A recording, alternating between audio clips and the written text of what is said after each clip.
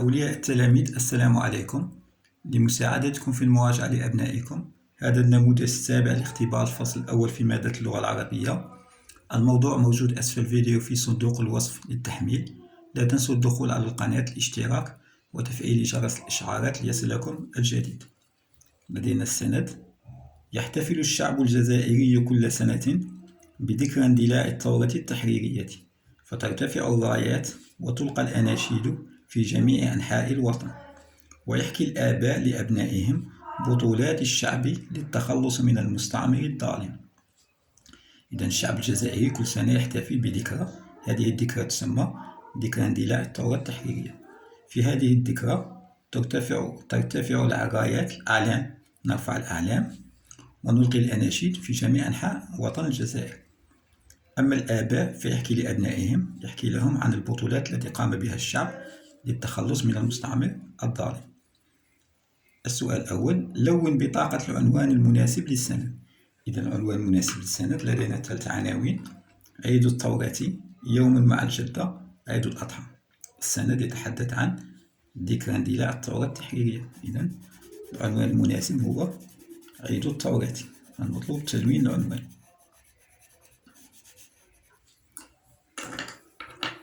ثانيا: بماذا يحتفل الشعب الجزائري كل سنة؟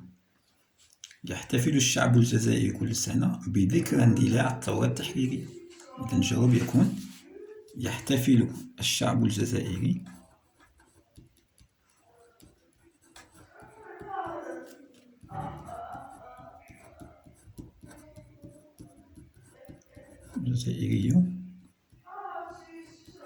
كل سنة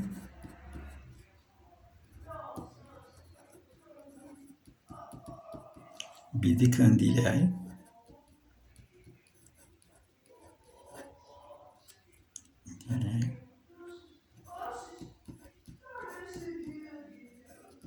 الثورة التحريرية.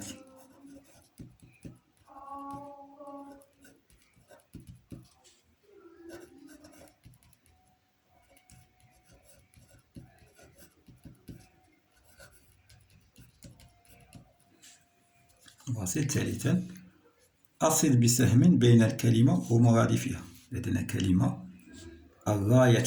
الراية معناها، هل معناها العلم أم الوطن؟ الراية هي العلم، الرايات الأعلام، فترتفع الرايات، ترتفع الأعلام.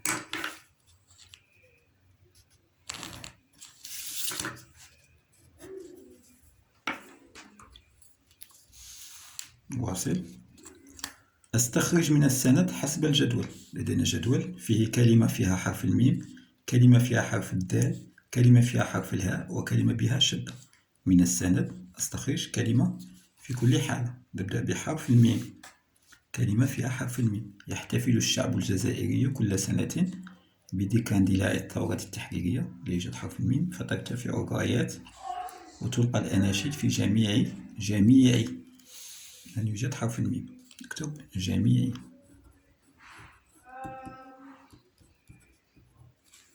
كلمة فيها حرف الدال: يحتفل الشعب الجزائري كل سنة بذكرى، ذكرى فيها حرف الدال، بذكرى.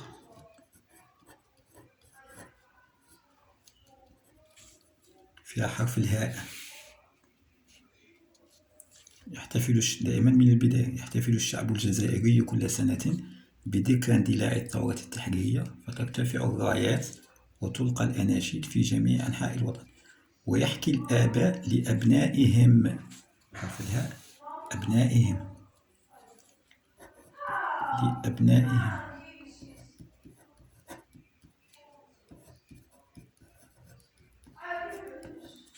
كلمة بها شدة: يحتفل الشعب الجزائري كل سنة بذكرى اندلاع الثورة. نأخذ الشعب فيها شدة.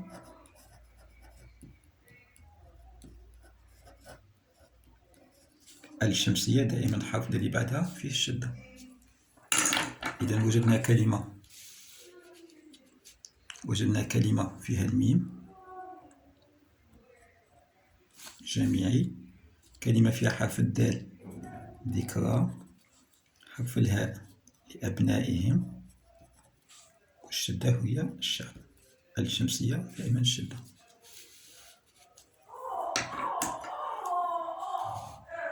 أربط بسهم بين الضمير والجملة المناسبة له. لدينا الضمائر أنا، نحن، أنتم، كلها ضمائر. ولدينا 3 جمل: دخلتم إلى القسم، أطيع أبي وأمي، راجعنا دروسنا.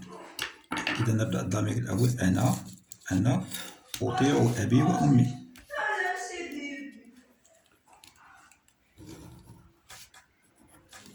نحن راجعنا دروسنا. أنتم دخلتم إلى القسم.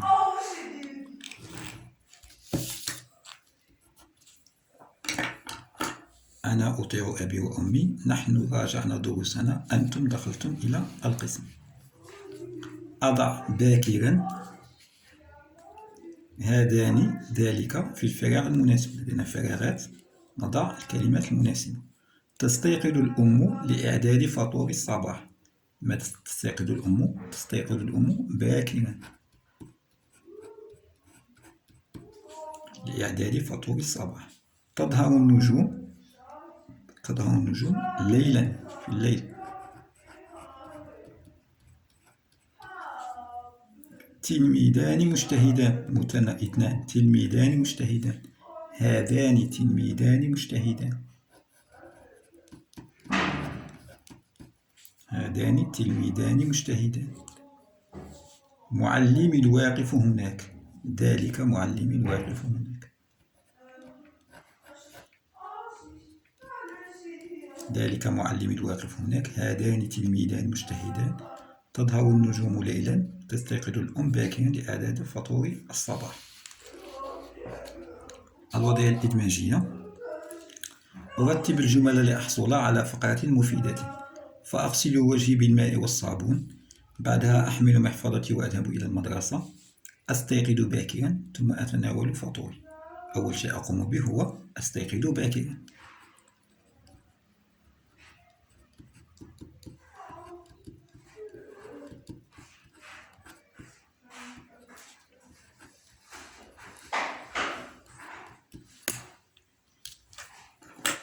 ثم ماذا أفعل؟ بعدها فأغسل وجهي بالماء والصابون.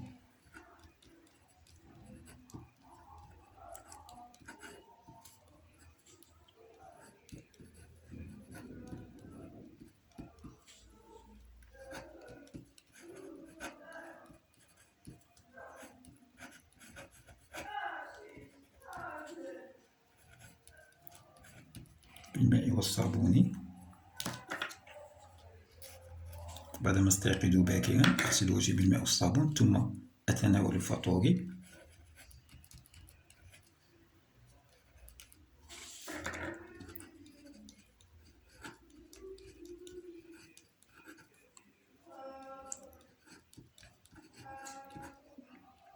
أتناول فطور الصباح. بعدها أحمل محفظتي وأذهب إلى المدرسة. بعدها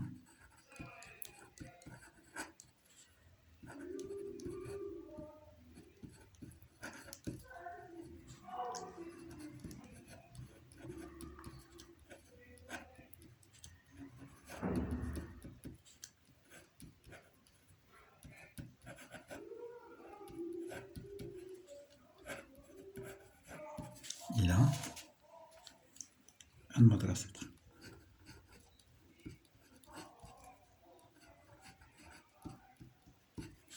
إذن أستيقظ باكرا، أغسل وجهي بالماء والصابون، أتناول فطوري، بعدها أحمل محفظتي وأذهب إلى المدرسة. وهكذا انتهينا من حل الاختبار. لا تنسوا الضغط على إعجاب للفيديو. إلى اختبار قادم إن شاء الله، والسلام عليكم.